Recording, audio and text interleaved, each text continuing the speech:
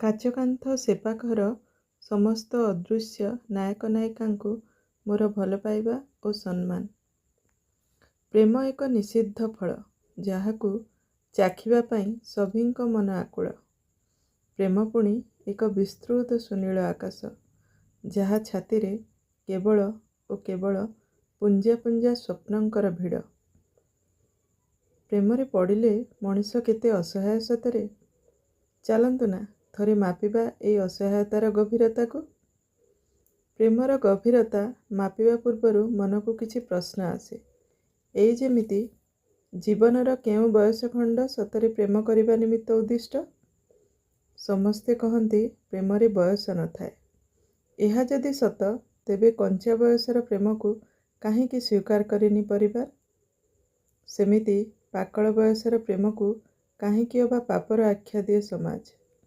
ଉତ୍ତର କେବଳ ନୀରବତା। ବଡ଼ ବିଚିତ୍ର, ବିବାହ ପରେ କ'ଣ ପ୍ରେମ ମରିଯାଏ?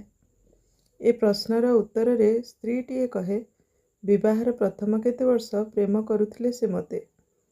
ଏବେ ତ ମୋ ପାଇଁ ତାଙ୍କ ପାଖରେ ସମୟ ହିଁ ନାହିଁ। ପ୍ରେମ ତ ଦୂରପକ୍ଷୀର ଗୀତ। ପୁରୁଷଟି କହେ, ଏମାନଙ୍କ ପାଇଁ ଖଟି ଖଟି ମଣିଷର ନିଜ ପାଇଁ ଘଡ଼ିଏ ସମୟ ନାହିଁ। ପ୍ରେମ କରିବ କେତେବେଳେ? ଅବଶ୍ୟ ଏକାଠି ଉଭୟଙ୍କଠାରୁ ଏ ପ୍ରଶ୍ନର ଉତ୍ତର ପାଇବା କଷ୍ଟକର। ତେଣୁ ଅଲଗା ଅଲଗା ପଚରାଗଲେ କାଳେ ଯଦି କିଛି ସଠିକ୍ ଉତ୍ତର ମିଳେ।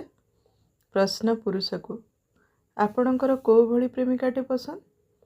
ଆପଣ ଆପଣଙ୍କ ସ୍ତ୍ରୀଙ୍କ ଭିତରେ ଆପଣଙ୍କ ପ୍ରେମିକାକୁ ଭେଟନ୍ତି କି?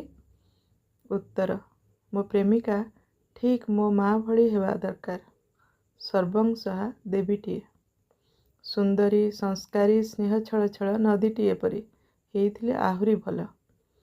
ମୋ ଭଉଣୀ ପରି ମୋ ସୁଖ ଦୁଃଖକୁ ବାଣ୍ଟି ପାରୁଥିବା ଓ ମୋତେ ନେଇ ଗର୍ବ କରୁଥିବା ଅଭିମାନିନୀ ସାଥୀଟିଏ ହେଇଥିବା ଆବଶ୍ୟକ। ହେଲେ ଏସବୁ ତ କିଛି ବି ମିଳେନି ସ୍ତ୍ରୀଠି। ପ୍ରେମ କାହିଁ? ହଁ, ସମାଜ ଦେଇଛି ଭୋଗ କରିବା ପାଇଁ ନାରୀ ଶରୀରଟିଏ, ଯେଉଁ ଶରୀର ଉପରେ କେବଳ ଓ କେବଳ ମୋର ଅଧିକାର। ମୁଁ ସମ୍ରାଟ ସେଇ ଦେହ ଭୂଗୋଳର। ମୁଁ ତାକୁ ଧନ, ସମ୍ପତ୍ତି, ପ୍ରତିଷ୍ଠା, ପ୍ରତିପତ୍ତି ଦେଲି, ବଦଳରେ ସେ ମୋତେ ସମର୍ପି ଦେଲା ତା ଶରୀର। ଏହା ହିଁ ପ୍ରେମ। ଏହା ଭିନ୍ନ ପ୍ରେମ ବୋଲି କିଛି ନାହିଁ ବନ୍ଧୁ। ନାରୀ ପାଇଁ ପ୍ରଶ୍ନ। ସତ କହିଲେ, ପ୍ରେମ କ'ଣ କେବଳ ଆପଣଙ୍କ ସ୍ୱାମୀ?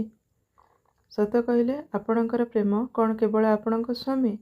ଉତ୍ତର, ଝିଅଟି ପାଇଁ ତା ବାପାଙ୍କ ଚଉଡ଼ା କାନ୍ଧଟିଏ ଥିବା ମଣିଷଟିଏ ହିଁ ତାର ପ୍ରେମ। ଯେଉଁ କାନ୍ଧ ବୋହିପାରିବ ତା ଓଜନ ନିର୍ଦ୍ୱନ୍ଦରେ।